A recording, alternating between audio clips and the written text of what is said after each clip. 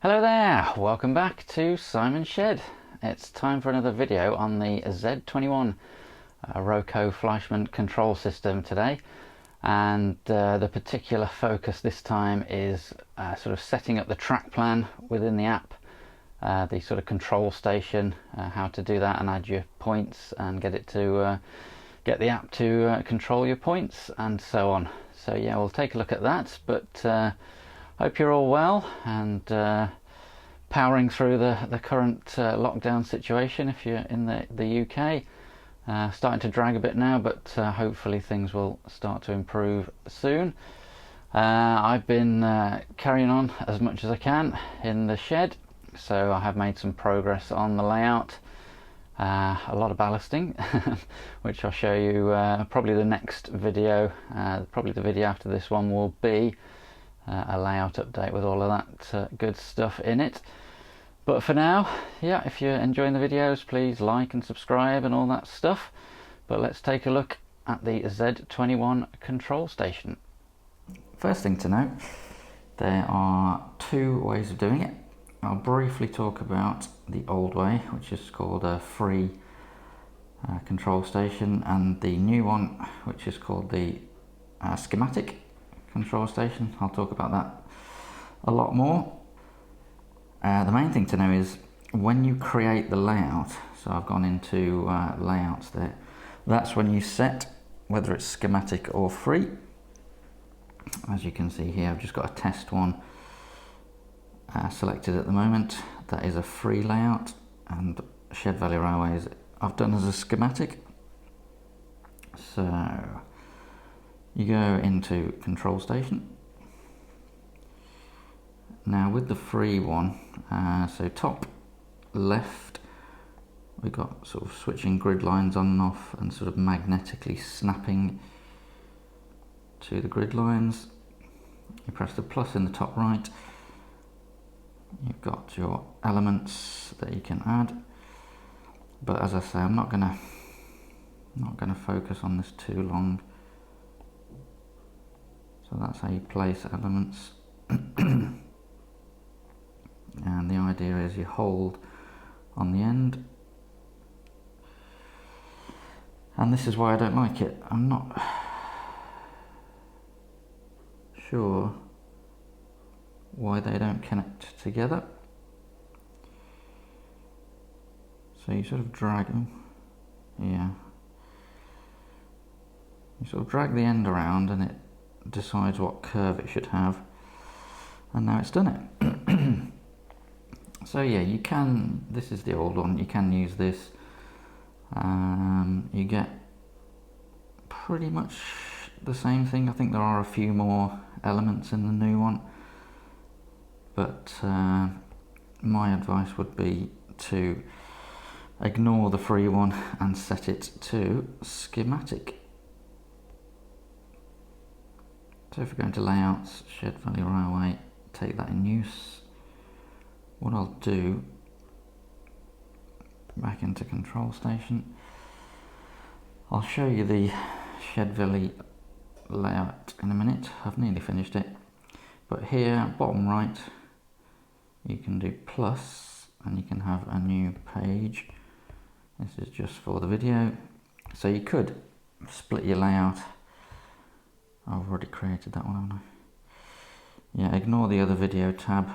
This was just from, let's delete that. That was from take one, which didn't come out very well, unfortunately. So, take two. This is the schematic layout. So top right, we've got the plus button again. That shows you your elements that you can add. I'll briefly go through all of these, but let's create a simple sort of loop.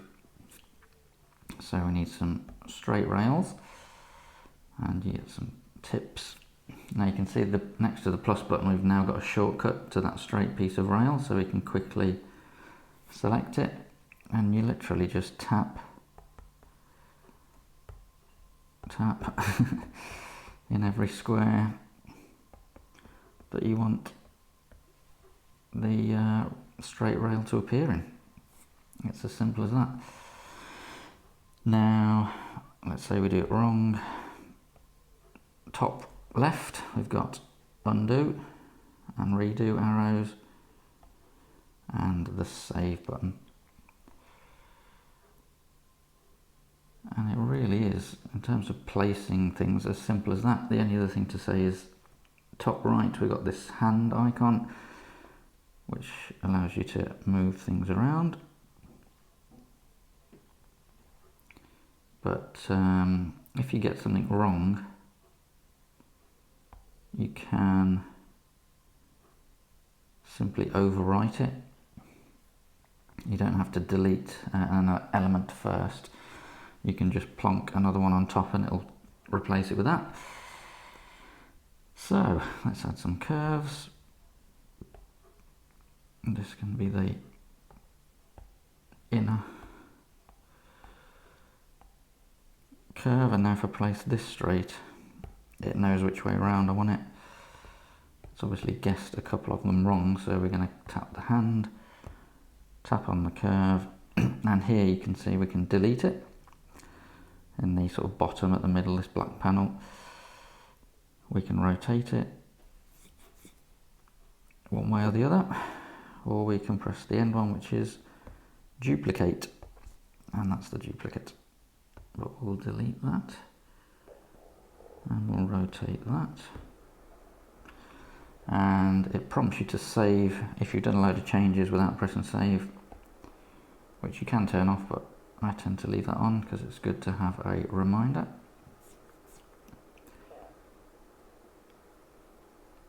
So let's do that, and let's have a wide curve.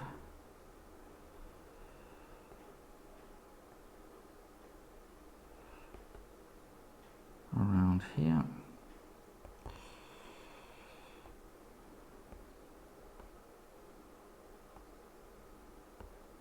Just rotate those into place.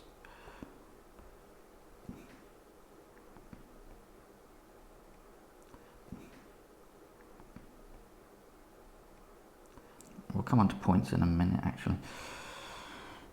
But just to show you, don't know if we can, yeah, we can do that. We've got a railhead, which looks like that, so that's the end of the track. As I've shown you, we've got curves and wide curves. We've got bridges, so let's start a bridge there, end it there, just spin that one round. Oop. And we've got the sort of middle of the bridge, so you could do that. And similarly with a tunnel, you've got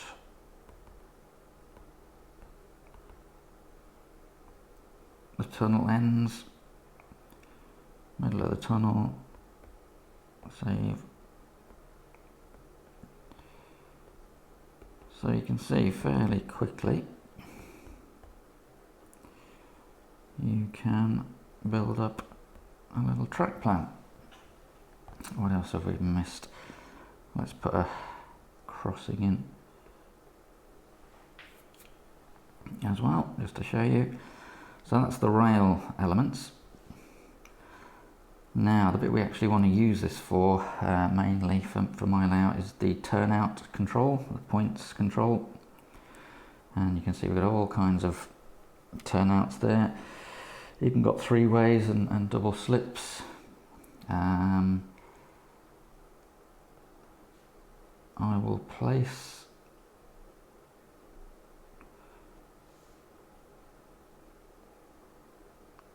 one of these just to show you what the setup is like, but I suppose you'd have to have it like that, wouldn't you?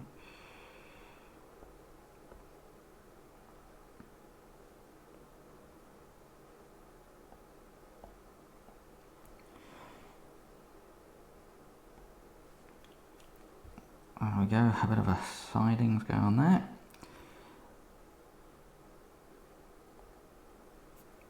So what I was going to show you is if we put a turnout there, that's the wrong way, isn't it? That's what I meant. So we can swap tracks.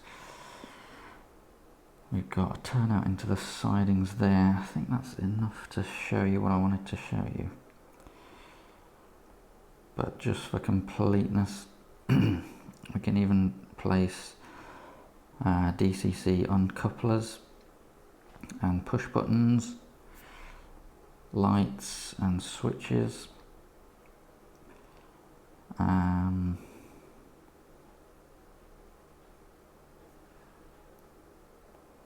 Let's just place these just to show you what they look like and what they do, because I think I'm going to have to use these switches to control my turntable, because there's no specific turntable item in here. So we've got single state, we've got switches and signals. Let's have a signal there. And what I did want to show you was routes. So if we put a couple of routes buttons here, that's about it, I think. So as you can see, pretty easy to place things. I'm not going to talk about the occupancy detector because it's not something I have any knowledge on, to be honest, but it's there. I might get into that in the future. And as you can see, we can decorate our layout with trees and buildings and platforms. So let's have a building here. Yeah, decorative elements connect to each other. I can see that there. That's a bit of a silly place for a building if there's a road there. And platforms like that.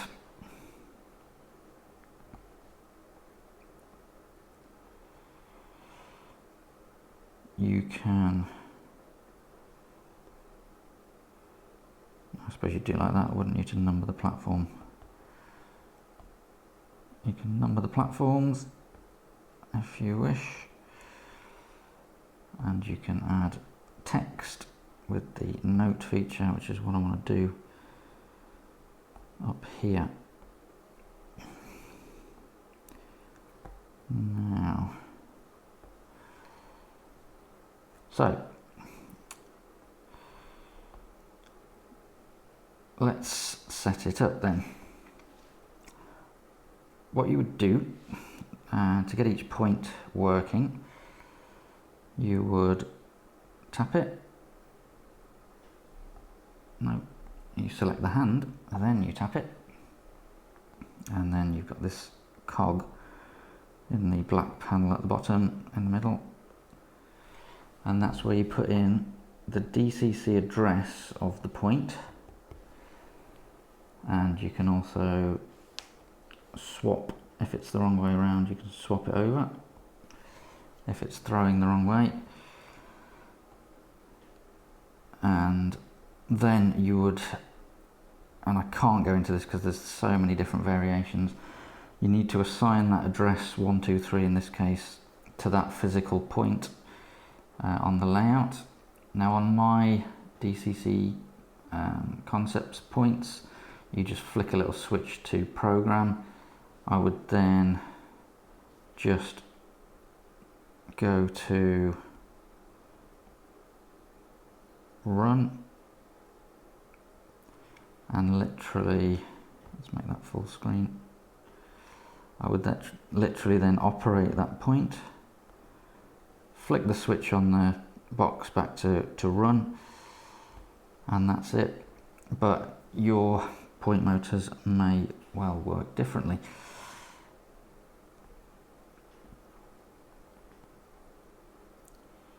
So that's how you assign the address to the points. it's very similar for the other stuff. So the signal, exactly the same, assign the address and make sure the green and red are the right way around. Three-way point is the same, but it's effectively 2 points, so it's got 2 addresses. We've got uncoupler. Again, this will be a DCC device, and you can say which state it's at. You can say whether it's a switch or a push button, or a certain amount of time, and enter the time.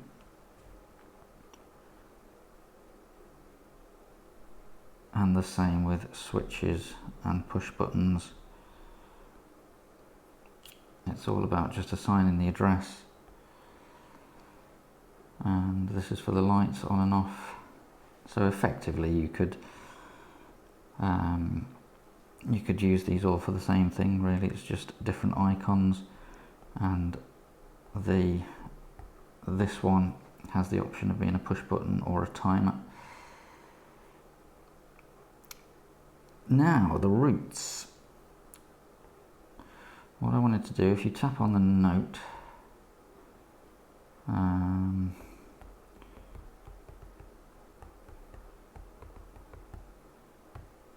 main loops running, and let's say switch main lines. That's probably a more technical term. But these arrow icons are routes, and what you can do, so if you wanted a quick way of getting everything set so that you could just run tracks around your 2 main loops, you would tap on choose route. You want to tap the points that you're interested in. So we'll need that one as well, won't we? So those 3. And basically put them in the position that you want, so that you can see it's highlighted the route in green there. So that is in fact all we want to do. And now the other one, if we wanted a quick switch to effectively do that, so that we could switch a train over from one loop to the other, we would do that. So now, if we just save that, going to run, we've got our route icons, and you can see that one's green because it's on. And then we want to swap tracks, and we don't have to change those points individually. I mean, let's say we change this point into the siding, and now we want to go back to main loop running. It's changed all 3 points in one go. So that's how the routes work. So that's really it. Really simple to do, simple to place the elements. Just you can download this app and have a play with it without even buying the Z21, just to have a mess around with it. It's quite good fun to try out different track plans.